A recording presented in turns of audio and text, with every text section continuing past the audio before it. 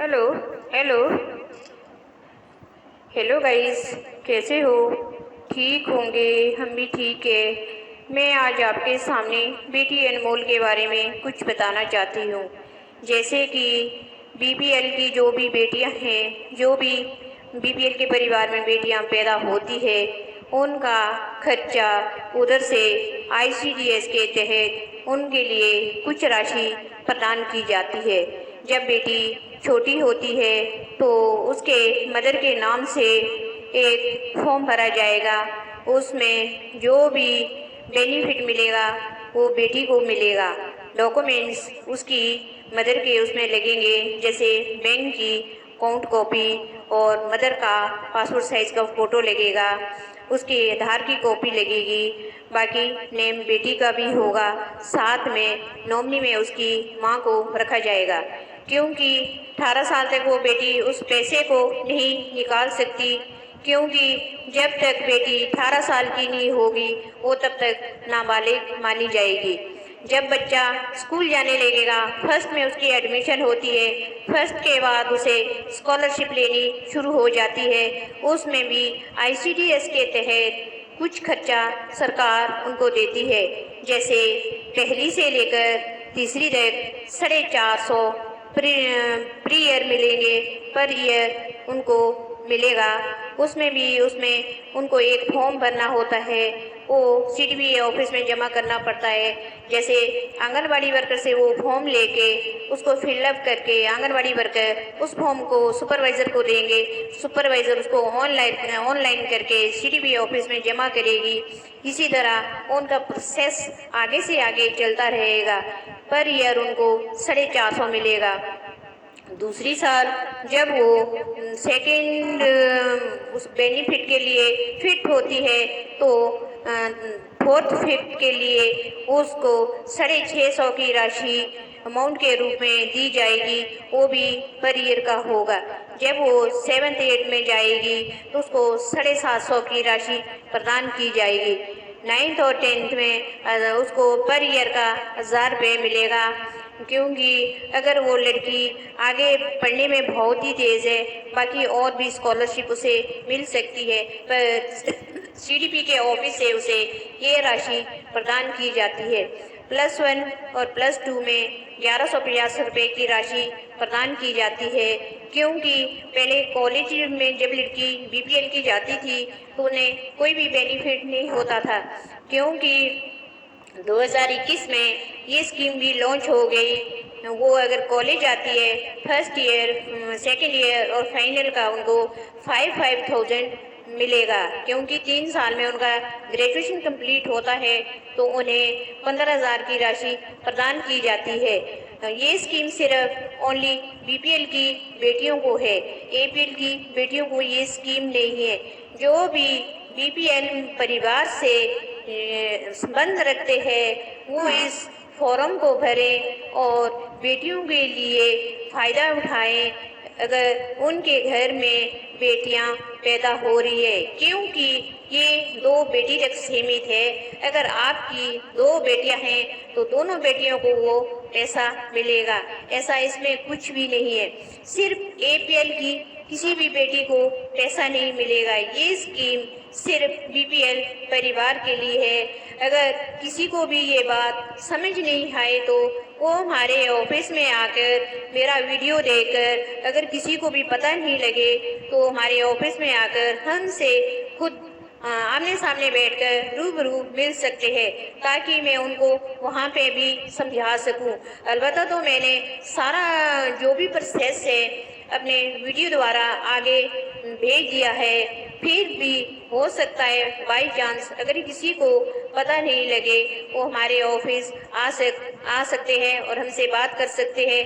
नहीं, हमारे ऑफिस नहीं आना होगा तो सीडीपी ऑफिस, जहाँ भी आपका नियर बाई सीडीपी ऑफिस पड़ता है, आप वहाँ पे भी जा सकते हैं, क्योंकि वहाँ पे भी इतने सारे ऑफिस के लोग बैठे होते हैं, वो कोई ना कोई आपको स्कीम के बारे में पूरा समझा देंगे। हम चाहते हैं है कि हमारे भारतवर्ष की जितनी भी बेटियां हैं उनको लाभान्वित किया जाए, इन पैसों से लाभान्वित किया जाए, क्योंकि वो भी बेटियां हैं। बेटी छोटी सी होती है, बेटी हमारी जड़ होती है, वही बेटी आगे चलकर बहुत काम करती है। इसलिए मैं सभी महिलाओं को ये समझाना चाहती हूँ, जब भी आप आंगनबाड़ी में जाते हैं, THR लेने 1 तारीख को जाते हैं, तो उस टाइम खुद ही पढ़ी लिखी महिला हो, आगे आंगनबाड़ी वर्कर से पूछ सकती हो कि हमारे को कुछ फ़ायदा है ICDS के बारे में, तो वहाँ से जानकारी इकट्ठी करके फॉर्म वगैरह लेके भर सकते हैं। हो सकता है कई बार आंगनबाड़ी वर्कर भी ढंग से बताती नहीं है, कई जगह हम गए तो आंगनबाड़ी वर्कर की गांव वालों से बनती नहीं थी, इसलिए गांव की औरतों को इसके बारे में कुछ भी नॉलेज नहीं थी। जब हमने ये गेट टुगेदर वहाँ उस आंगनबाड़ी वर्कर के सामने उसी आंगनबाड़ी में करा, तो सारी महिला खड़ी होकर बोलती है कि मैम हमें तो पता भी नहीं है, हमारी बेटी तो इतनी बड़ी भी हो गई, हमें तो उसके बारे में कुछ भी जानकारी नहीं है, हमें तो बेनिफिट ही नहीं मिला, क्योंकि उस आंगनबाड़ी वर्कर से उनकी अटैचमेंट नहीं है, बातचीत नहीं है। तो इसका मतलब ये नहीं है अगर तुम स्कूल में जॉब कर रही हो, तुम आगे किसी को इस स्कीम के बारे में अवगत नहीं कराओगी, तो इसमें आंगनबाड़ी वर्कर बनकर हमारा कोई भी फायदा नहीं है। आप लोगों को ये स्कीमें 1 तारीख को भी बतानी है। 15 को जब बच्चों का वेट करते हैं आंगनबाड़ी में आके सारी महिलाएं बच्चों का वेट करवाती है, उस टाइम भी तुम आंगनबाड़ी वर्कर से इन चीज़ों के बारे में पूछ सकती हो, ताकि आप लोगों को भी इसके बारे में पूरा पता हो। फिर जब 15 तारीख को आप बच्चे को लेकर आंगनबाड़ी में आती हो, वहाँ पे बच्चे का वेट भी किया जाता है और लेंथ भी ली जाती है, तो आप उस वेट को अपने पास नोट करके, लेंथ भी अपने पास नोट करके ले जाना, क्योंकि नेक्स्ट मंथ जब भी आप दूसरी बार आंगनबाड़ी केंद्र में वेट करने के लिए बच्चे को लाओगी, तो आपके बच्चे का ग्रोथ मॉनिटरिंग का पता वहाँ पे लग जाएगा। आपके बच्चे का वेट पिछले महीने कितना था, इस महीने कितना बढ़ा है, लेंथ पिछले महीने कितनी थी, इस महीने कितनी बड़ी है, ये जानकारी आपको आंगनबाड़ी केंद्र से पूरी मिल जाएगी। अलबत्ता तो अब आज के ज़माने में सारी महिलाएं पढ़ी लिखी है, वो इस काम को खुद भी कर सकती है। जब भी आंगनबाड़ी में वेट लिया जाता है, आप ही अपने पास अपने बच्चे का वेट और लेंथ नोट करें, क्योंकि इससे आपको भी पूरी तसल्ली होगी कि मेरे बच्चे का हाइट कितना बढ़ रहा है, कितना वेट इम्प्रूव हो रहा है। क्योंकि बच्चा ऐसा होता है ना, कई बार बच्चे का वेट बढ़ता भी नहीं है, बच्चा लो उसमें भी चले जाता है। तो मान लो अगर अभी आपके बेटे का वेट 10 किलो 200 ग्राम है, तो नेक्स्ट मंथ उस बच्चे का वेट 10 किलो 400 ग्राम भी हो सकता है, क्योंकि पहले 10 किलो 600 ग्राम था, अब उसका वेट हो गया 10 किलो 400 ग्राम। क्यों 200 ग्राम कहाँ पे घटा?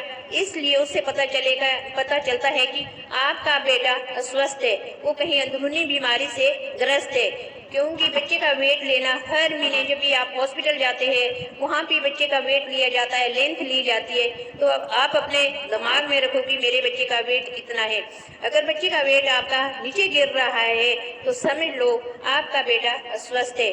उसे कहीं नज़दीकी हॉस्पिटल ले जाओ, वहाँ पे बताओ मेरे बच्चे का वेट बढ़ रहा था, बढ़ते बढ़ते अब मेरे बच्चे का वेट घट रहा है, कि मेरे बच्चे को कुछ प्रॉब्लम हो सकती है। कई बार ये प्रॉब्लम फेस नहीं होती, बच्चा खाना भी वही खा रहा है, सो भी रहा है, सब कुछ कर रहा है, एक्टिविटीज उसकी ऐसी है, पर ये पता नहीं लगता कि उसका वेट क्यों गिर रहा है। हो सकता है उसको अंदरूनी वीकनेस हो, अंदरूनी कुछ कमियां हो, वो हॉस्पिटल जाके पता लगता है। मैं प्यारी बहनों आपसे ये निवेदन करती हूँ कि आप अपने बच्चों का ध्यान रखें, अपनी बेटियों का ध्यान रखें। अगर किसी के साथ भी ऐसा होता है तो आप फौरन हॉस्पिटल चले जाओ। मैं आपको इस स्कीम के बारे में इतना कुछ बताना चाहती थी। अब मेरे वीडियो को शेयर भी करना, सब्सक्राइब भी करना है और लाइक भी करना है। मैं अपने ICDS के तहत जितनी भी स्कीमें हैं आपको उन स्कीमों से अवगत कराती रहूँगी। धन्यवाद।